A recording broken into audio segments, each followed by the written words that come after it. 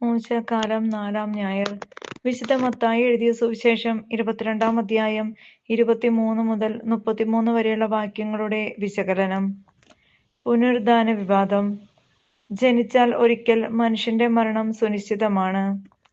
എന്നാൽ മരണശേഷം നമുക്ക് എന്ത് സംഭവിക്കുന്നു? ചിലർ പുനർജനനത്തിൽ വിശ്വസിക്കുന്നു. മരണത്തോടെ എല്ലാം അവസാനിക്കുന്നു എന്ന് പറയുന്ന നിരീശ്വര ചിന്താഗതിക്കാരുമുണ്ട്. എന്നാൽ മരണശേഷം നമുക്കൊരു പുനരുദ്ധാനമുണ്ടെന്നാണ് സ്വർഗത്തിൽ നിന്നും ഇറങ്ങിവന്ന യേശു നമ്മെ പഠിപ്പിക്കുന്നത്. ഇത് അംഗീകരിക്കാത്ത സദുക്കായ നേതാക്കന്മാരുമായുള്ള സംവാദമാണ് ഇന്നത്തെ പരിചിന്തന വിഷയം. മരിച്ചു മണ്ണടിഞ്ഞു പോയ അബ്രാഹത്തിന്റെയും ഇസഹാക്കിന്റെയും യാക്കോബിന്റെയും ദൈവമാണ് അവിടുന്ന്. പുറപ്പാട് 4:5 എന്ന് അവർ വിശ്വസിക്കുന്ന പഞ്ചഗ്രന്ഥിയിൽ എഴുതപ്പെട്ടിട്ടുള്ളതിനാൽ മരണശേഷവും ജീവിക്കുന്നവരുടെ ദൈവമാണ് നമ്മുടെ ദൈവം. മൺമറഞ്ഞ പിതാവിനെ സംസ്കരിച്ച ശേഷം യേശുവിനെ അനുഗമിക്കാമെന്ന് പറഞ്ഞ ശിഷ്യനോട് യേശു പറഞ്ഞത് മരിച്ചവർ തങ്ങളുടെ മരിച്ചവരെ സംസ്കരിക്കട്ടെ എന്നാണല്ലോ. മത്തായി 8:22. അന്ത്യവിനാഴികയിലെ പിതാവിനോടുള്ള കടമ നിർവഹിക്കാൻ മാത്രം ലോകത്തോട് വിരക്തി കാണിക്കണം എന്നതാണോ ഇതിനർത്ഥം? ഈ ലോകവും പരലോകവും തമ്മിൽ സമരസപ്പെടുക അസാധ്യം തന്നെ. ഈ ലോകത്തിന്റെ കെട്ടുപാടുകൾ പരലോക പ്രവേശനത്തിന് തടസ്സമാണ്.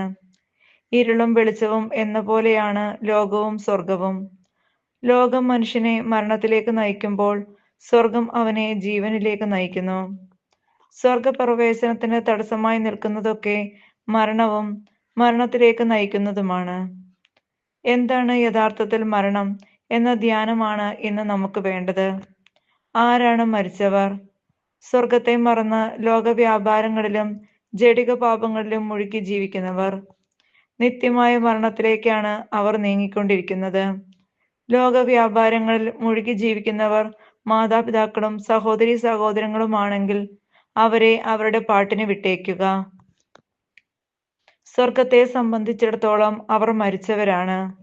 അങ്ങനെ പാപത്തിൽ മരിച്ച അവരെ പിന്തുടരുന്നവരും മരണത്തിലേക്ക് തന്നെയാണ് നടന്നെടുക്കുന്നത്. മരിച്ചവർ തങ്ങളുടെ മരിച്ചവരെ സംസ്കരിക്കട്ടെ എന്ന് യേശു പറഞ്ഞത് പാപം മൂലം മരിച്ചവരുടെ കാര്യം പാപികൾ തന്നെ ചെയ്യട്ടെ. മത്തായി 8:22 എന്നാണ്. സ്വർഗത്തെ തേടാൻ ആഗ്രഹിക്കുന്നവർ പാപത്തിൽ മരിച്ചവരുടെയും ആ മരണത്തിൽ തുടരുന്നവരെയും വിട്ടേക്കുക. ഒരിക്കലും വ്യതിയാനം വരാത്ത ദൈവത്തിന്റെ അസ്തിത്വത്തിൽ പങ്കുപറ്റാനുള്ള വിളിയാണ് മനുഷ്യജന്മം. ആയിരിക്കുന്നവൻ ഞാനാണ്.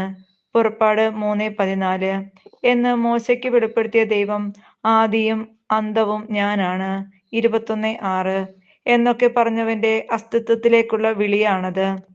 ദ്രവിച്ച് നാശകൂമ്പാരമായ എല്ലിൻ പൊടികൾ വചനം പ്രവചിച്ചപ്പോൾ കിലുകിലാരവത്തോടെ ഒന്നായി ചേർന്ന് മാംസം ധരിച്ച് വീണ്ടും ജീവനുള്ളതായി തീർന്ന് എസെക്കിയേൽ 11:4 നമ്മുടെ ഉദ്ധാനത്തിന്റെ അച്ചാരമാണ്. അത് നമ്മുടെ ജീവിതത്തിന്റെ ഗുണാത്മകമായ ജീവിതത്തിന്റെ നാന്ദിയാണ്. സർവം ഉപേക്ഷിച്ച് ദൈവത്തിൽ ചരിക്കുന്നവർക്ക് ദൈവം നൽകുന്ന ദാനമാണത്. ഇതിന് യേശു നൽകുന്ന ജീവിത നിയോഗം ഇതാണ്: എന്റെ നാമത്തെ പ്രതി ഭവനത്തെയും മാതാപിതാക്കളെയും സഹോദരീ സഹോദരങ്ങളെയും മറ്റും ഉപേക്ഷിക്കുന്നവർക്ക് 100 ഇരട്ടി ലഭിക്കും.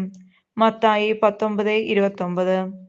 യേശുവിന്റെ രണ്ടാം വരവിനെ കുറിച്ചുള്ള ധ്യാന വിഷയങ്ങളാണ് ഏലിയ, ശ്ലീവ, മൂശാക്കാലം.